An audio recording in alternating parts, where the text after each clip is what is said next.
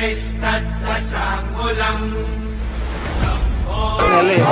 ಯಾವ ಭಾರಿ ಪ್ರಮಾಣದಲ್ಲಿರ್ಬೋದು ಅಂತ ಅನ್ನದಾನ ಮತ್ತು ಲೋಕಲ್ಯಾಣಾರ್ಪಣೆಗೆ ಹೋಮ ಹವನಗಳನ್ನು ನಾವು ಮಾಡ್ತೇವೆ. ಆದರೆ ಅವ್ರ ಮಕ್ಕಳು ಅಲ್ಲಲ್ಲೇ ಕ್ಷೇತ್ರಗಳನ್ನು ನಿರ್ಮಾಣ ಮಾಡಿದರು. ಅದರೊಳಗೆ 3ನೇ ಮಕ್ಕಳು ಏನಿದ್ದಾರೆ ಮೃತ್ಯುಂಜಯ ದೀಕ್ಷಿತರು ಅಂತೇಳಿ ಅವರು ನಿರ್ಮಾಣ ಮಾಡಿದ ಸ್ಥಳ ಈ ಕರ್ಕಿಹಳ್ಳಿ. ಈ ಸಂತ ಸುರೇಶ್ ಏನು ಆ ಕರ್ಕಿಹಳ್ಳಿ ದೀಕ್ಷಿತರ ವಂಶಸ್ಥರಿದ್ದಾರೆ. ಶಂಕರ ದೀಕ್ಷಿತರು 108 ಕೋಟಿ ಚಿದಂಬರ ನಾಮ ಜಪಯಜ್ಞವನ್ನು ಮಾಡಬೇಕಿಲ್ಲಿ ನನ್ನ ಗುರುವಿನ ಸ್ಥಳ ಇದು. ಚಿದಂಬರ ಮಹಾಸ್ವಾಮಿಗಳ 3ನೇ ಮಕ್ಕಳ ಮೂಲ ಸ್ಥಳ ಇದು. ಇಲ್ಲಿ ಮಾಡೋಣ ಅನ್ನುವ ಉದ್ದೇಶ ಸ್ಥಳದಿಂದ ಇಲ್ಲಿ ಮಾಡಬೇಕನ್ನುವ ಅಭಿಲಾಷೆಯಿಂದ ವ್ಯಕ್ತ ಮಾಡಿಕೊಂಡು ಶುರು ಮಾಡಿದೆ.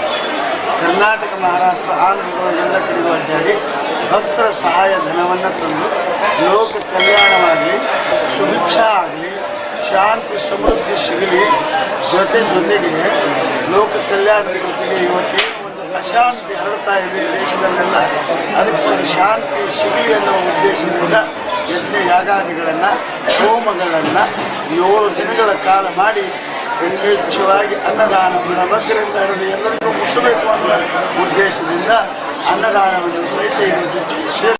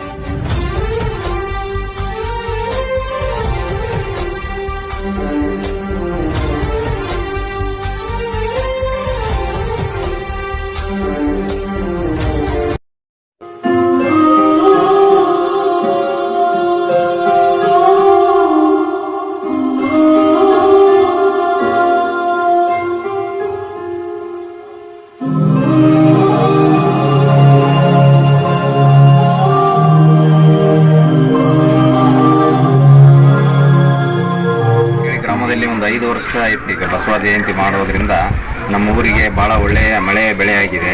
ಇನ್ನೂ ಹೆಚ್ಚಿನ ಕಾಲದಲ್ಲಿ ಇವು ಆಸಕ್ತಿ ವಹಿಸಿ ನಮ್ಮ ಹಿಂದೆ ಏನು ಹಿರಿಯರು ಮಾಡ್ತಿದ್ರು ಸ್ವಲ್ಪ ಗ್ಯಾಪ್ ಆಗಿತ್ತು. ತದನಂತರ ಯುವಕರು ಅದರ ಇಂಟ್ರೆಸ್ಟ್ ತಗೊಂಡು ಬಸವ ಜಯಂತಿಯನ್ನು ಮಾಡೋದ್ರಿಂದ ಒಳ್ಳೆಯದಾಗಿದೆ ಊರಿಗೆ. 12ನೇ ಶತಮಾನದ ಬಸವಣ್ಣರು ಇವತ್ತು ಏನು ಈ ಕಾಯಕವೇ ಕೈಲಾಸ ಅಂತ ಹೇಳಿದ್ದಾರೆ, ಅದೇ ರೀತಿಯಲ್ಲಿ ಅವರ ತತ್ವ ಸಿದ್ಧಾಂತದಲ್ಲಿ ನಾವು ನಡೀತಾ ಇದ್ದೀವಿ. ಬಸವಣ್ಣರ ತತ್ವ ಸಿದ್ಧಾಂತ ಏನು ಹೇಳಿದ್ದಾರೆ, ಇವತ್ತು ಬಸವಣ್ಣನ ನಾಡು ಅಂತ ನಮ್ಮ ರಾಜ್ಯ ಏನು ಹೇಳ್ತಾ ಇದ್ದಾರೆ, ಆ ನಾಡಿನಲ್ಲಿ ಹುಟ್ಟಿದ್ದೇವೆ, ನಾವು ಪುಣ್ಯವಂತರಂತ ನಾವು ಹೇಳ್ಬೇಕಾಗುತ್ತೆ.